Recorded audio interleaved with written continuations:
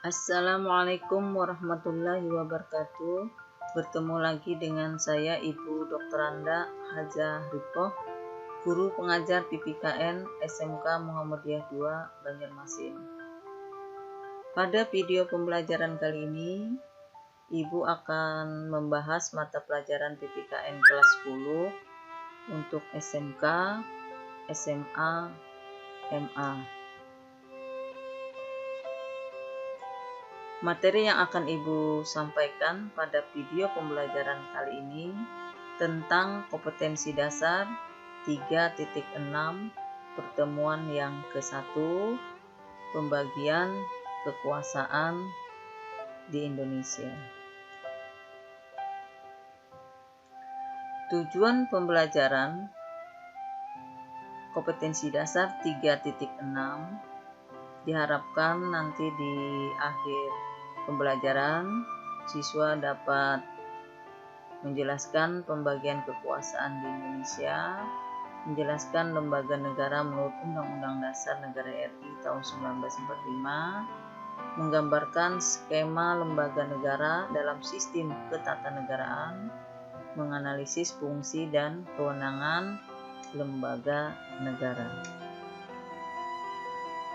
Tujuan pembelajaran ini nantinya akan dicapai siswa selama 3 kali pertemuan. Pada pertemuan yang pertama ini diharapkan siswa dapat menjelaskan pembagian kekuasaan di Indonesia.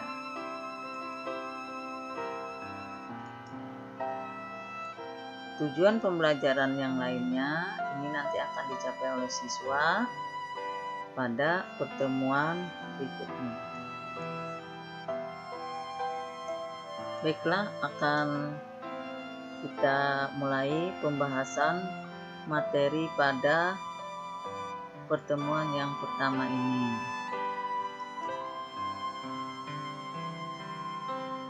Tentang pembagian kekuasaan di Indonesia. Coba kalian perhatikan gambar berikut ini.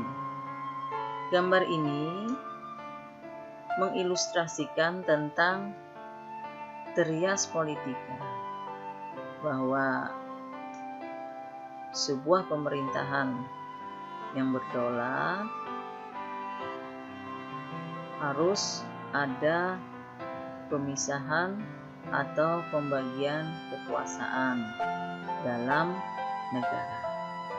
Hal ini tentunya untuk menghindari agar tidak terjadi pemusatan kekuasaan pada satu lembaga atau satu kelompok tertentu. Nah, inilah makna dari trias politika dalam pembagian kekuasaan di Indonesia.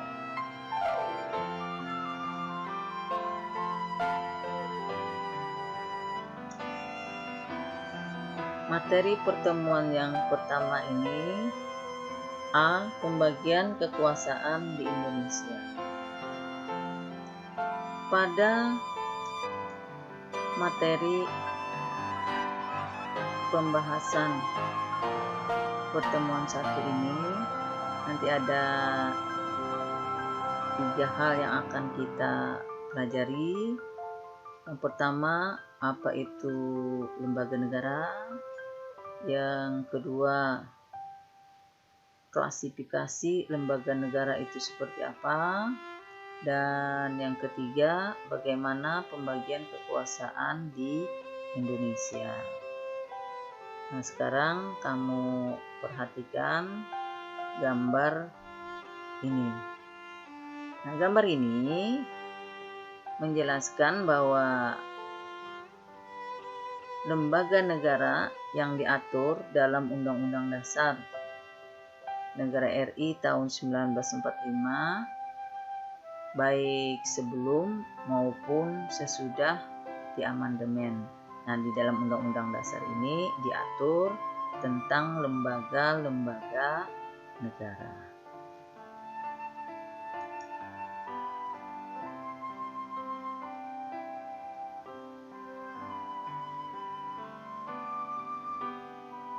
Materi 1 KD 3.6 Pengertian lembaga negara. Lembaga negara ini diartikan sebagai badan negara di semua lingkungan pemerintahan negara, ya, baik eksekutif, legislatif, dan yudikatif. Ini perhatikan gambar ini ada 3 lembaga negara. Legislatif, ya, legislatif ini kekuasaan untuk membuat atau membentuk undang-undang. Kemudian kekuasaan eksekutif, kekuasaan untuk menjalankan undang-undang. Dan yudikatif ini kekuasaan untuk menjalankan kekuasaan kehakiman, mengadili atau mengawasi pelanggaran terhadap undang-undang. Nah, ketiga lembaga ini dalam negara Indonesia diatur di dalam Undang-Undang Dasar Negara RI tahun 1945.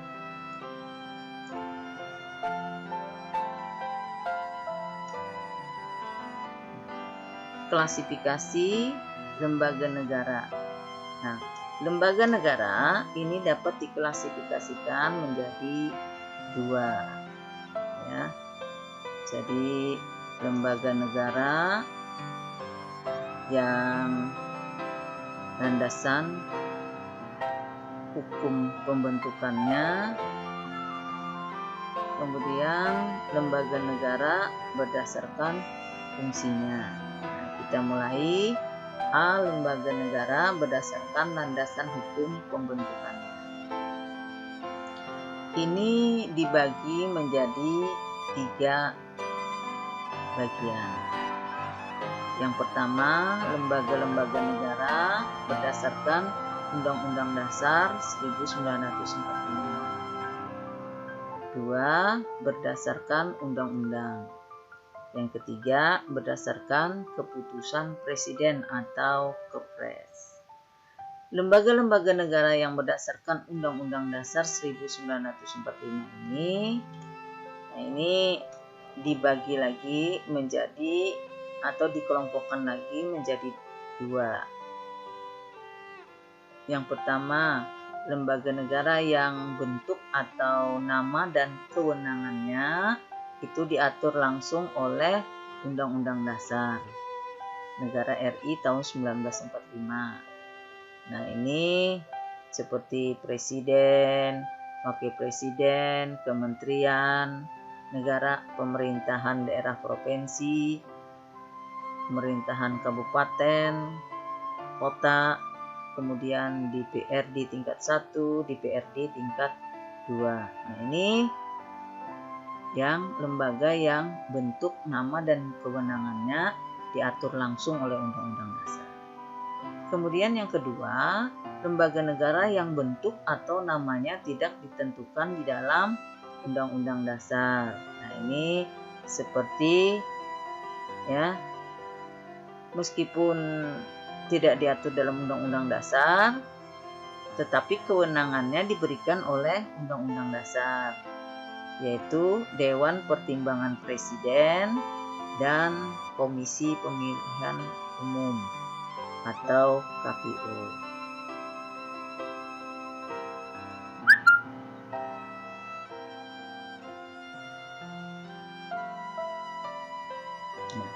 Klasifikasi lembaga negara yang B-nya lembaga-lembaga negara berdasarkan fungsinya. Di sini ada 3. 1. Kekuasaan eksekutif. Ini adalah kekuasaan untuk melaksanakan undang-undang. Kemudian yang kedua, kekuasaan legislatif. Kekuasaan yang menjalankan fungsi pengawasan. Dan juga fungsi pembentuk undang-undang. Kemudian yang ketiga, yudikatif ini adalah kekuasaan kehakiman atau fungsi yudisial. Nah, ini ada lambang pengadilan, ya.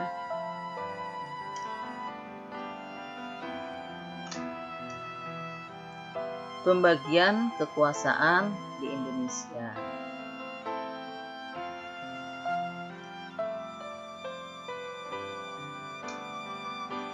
Pembagian kekuasaan di Indonesia, penerapannya terdiri atas dua bagian. Satu adalah secara horizontal, yang kedua secara vertikal.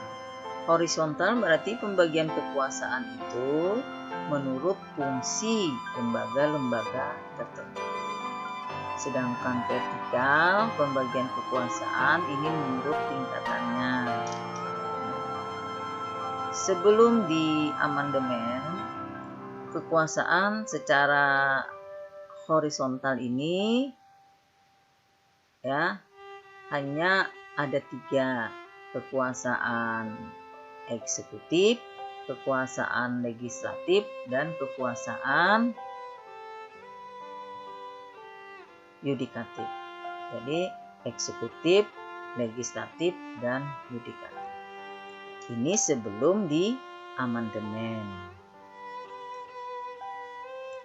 Kemudian sesudah di amandemen, kekuasaan secara horizontal ini ya dibagi menjadi 6 kekuasaan. Yang pertama, kekuasaan konstitutif. Ini kekuasaan untuk mengubah dan menetapkan undang-undang dasar. Dalam hal ini dijalankan oleh MPR. Kemudian yang kedua, kekuasaan eksekutif. Kekuasaan eksekutif ini kekuasaan untuk menjalankan undang-undang. Nah, ini kekuasaan ini dijalankan oleh presiden. Kemudian yang ketiga, kekuasaan legislatif. Kekuasaan legislatif ini kekuasaan untuk membentuk undang-undang. Nah, dalam hal ini dijalankan oleh Dewan Perwakilan Rakyat atau DPR. Kemudian yang keempat, kekuasaan yudikatif. Kekuasaan yudikatif ini adalah kekuasaan untuk menyelenggarakan peradilan.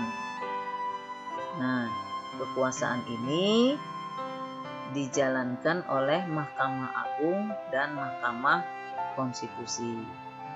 Kemudian yang kelima, kekuasaan eksaminatif. Nah, ini kekuasaan pemeriksaan atas pengelolaan dan tanggung jawab keuangan negara. Dalam hal ini dijalankan oleh Badan Pemeriksa Keuangan atau BPK. Kemudian yang keenam, ini kekuasaan moneter. Kekuasaan untuk menetapkan dan melaksanakan kebijakan moneter. Nah, kekuasaan moneter ini dijalankan oleh Bank Indonesia selaku bank sentral di Indonesia. Nah, jadi sebelum tadi ada 3, sesudah ini berarti ada 6 kekuasaan secara horizontal, ya.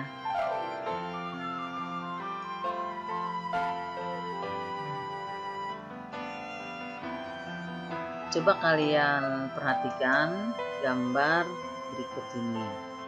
Gambar ini adalah mengilustrasikan tentang yang pertama, ini tentang kekuasaan konstitutif atau MPR tadi. Yaitu MPR mengubah dan menetapkan Undang-Undang Dasar Negara RI tahun 1945 yang disebut dengan perubahan itu adalah amandemen. Ini sudah kita laksanakan. Kemudian gambar yang kedua ini tentang kekuasaan kehakiman, yaitu kekuasaan untuk menyelenggarakan peradilan guna menegakkan hukum dan keadilan. Nah, ini seperti di contoh ini ada palu dan simbol keadilan ini timbangan. Berarti lembaga yudikatif harus menegakkan supremasi hukum. Nah, ini menggambarkan tentang konsep kekuasaan secara horizontal.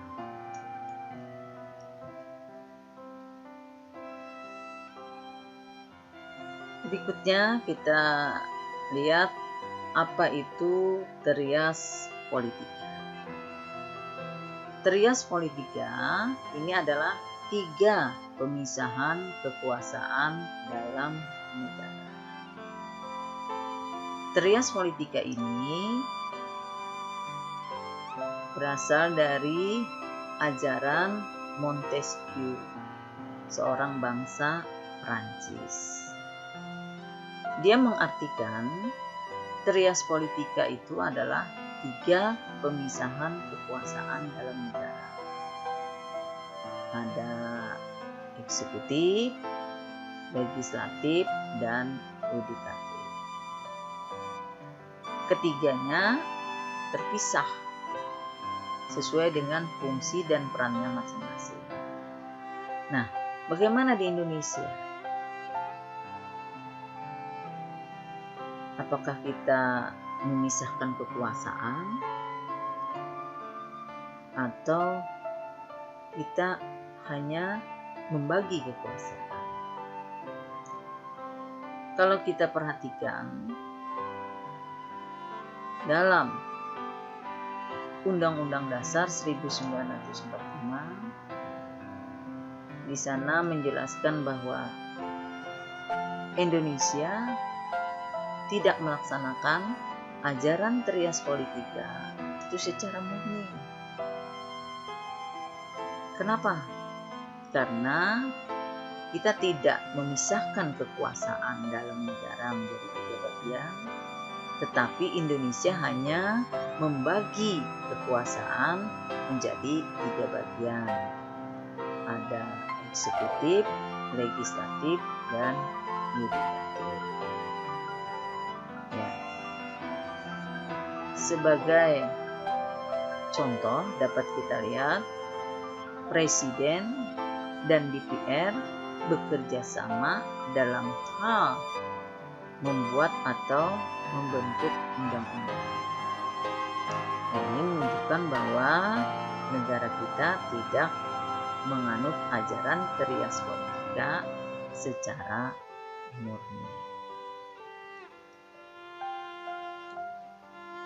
Sekian dan terima kasih untuk materi kompetensi 3.6 dan RPP yang lengkap. Silahkan kunjungi alamat web saya, bisa di Blogspot, bisa di Guru Berbagi, atau di Facebook saya. Demikian yang bisa saya sampaikan pada video pembelajaran kali ini. Sampai jumpa di video pembelajaran berikutnya. Semoga bermanfaat.